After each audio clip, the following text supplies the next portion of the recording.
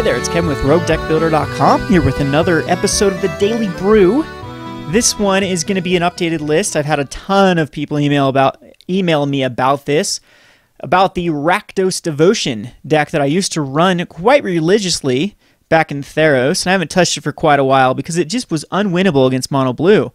With Mono Blue on the downturn, which I actually don't think it's going to be on the downturn because lo and behold, Mono Blue has evolved and put in Ephera for white and actually has access to Detention Sphere, which is amazing in the deck as it adds Devotion to both Thassa and Ephera and Master Waves. So the deck got incredibly better because of Ephera, and Ephera is incredibly strong. I've talked about it in another video about how you can rapid hybridization one of your own creatures to put in a creature, and then you get to draw a card off Ephera. So pretty powerful. But so I am worried about that coming back into popularity because this deck it had a hard time versus the deck, but adding the card that helps out this deck the very most is Temple of Malice. This deck wants to find its combos. And Temple of Malice is 4 cards to help scry through the deck to actually find the combos. Now, a couple of other cool cards that this deck gets is Mogus, which, since we are a damage-based deck, Mogus is easy to get active, actually, with the amount of 2-drops and 3-drops, and like even Chandra. A lot of non-creature permanents as far as Hammer, Perforos, and Chandra.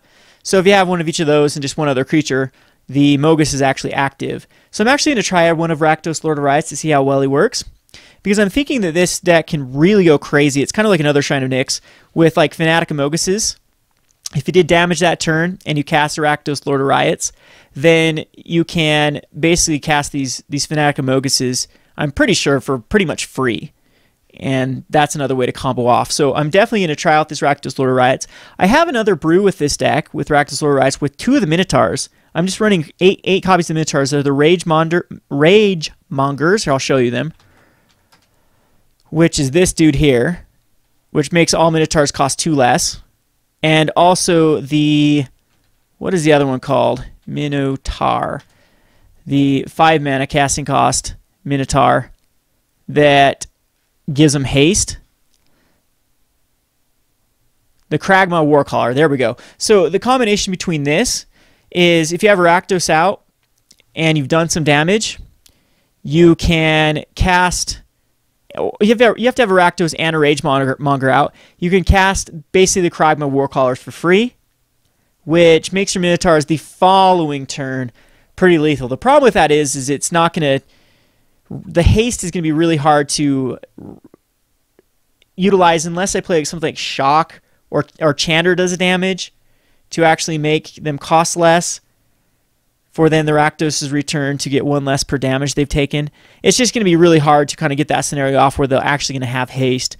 So I'm brewing around with that deck. I'll let you know how it goes. But in the meantime, here's the updated version of the Rakdos Devotion, which again is going to utilize the 4 Shrine of Nyxes and the Rakdos return as kind of our 5th and 6th Fanatic of Moguses. So basically we're going to try to combo off with a huge Fanatic Mogus or a huge Rakdos return and just get in there for some insane amount of damage. I'm still a bigger fan of this than Boros Devotion. Boros Devotion works very similar to this deck. The shell is almost the exact same, but the access to Spike Jester in the sideboard and Underworld Cerberus is huge. Plus Rakdos return in this format. This deck is incredibly good against Mono Black. Boros Devotion is incredibly bad against Mono Black. And the difference is Rakdos' return. That is the main difference between the two. As Rakdos' return gives you kind of this favorable matchup versus Mono Black, as Boros Devotion is, all your stuff dies and you're stuck with no devotion, and late game you have no real threats, whereas this one has the Cerberus will get everything back,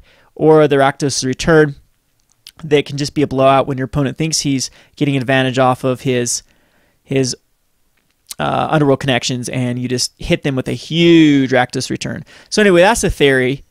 I'm only running 2 of Boros Reckoners in the main board. Is against the majority of matchups that I think I will be facing against. They're bad. So Mono Black, they're not that great. And against Mono Blue, they're not that great.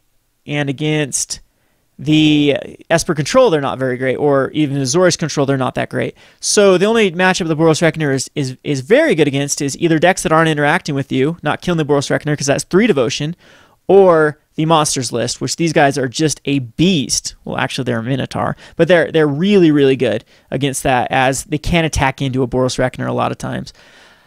So that's the gist of it. Again, it's not very many changes. It's very, very similar to the previous list. Again, I'm going to mess around with Mogis God of Slaughter, maybe put in a few more copies of it. We'll see how it goes. Maybe Rakdos Lord of Riots will find a home in this deck, as again, this can be a pretty insane card to actually cast, and then the next turn, if you have Fnatic and Moguses and Stormbreath Dragons, you could do like a Nykthos Shrine Nyx for Rakdos' return for like 5, and maybe have some leftover mana. I don't know. Maybe I'm thinking about magical Christmas land scenarios, but we'll see if it actually works out. Let's see how it goes. This has been Kevin with Roguedeckbuilder.com. Of course, any suggestions for this list, please, please, please feel free to put them in the comments. Thanks for watching.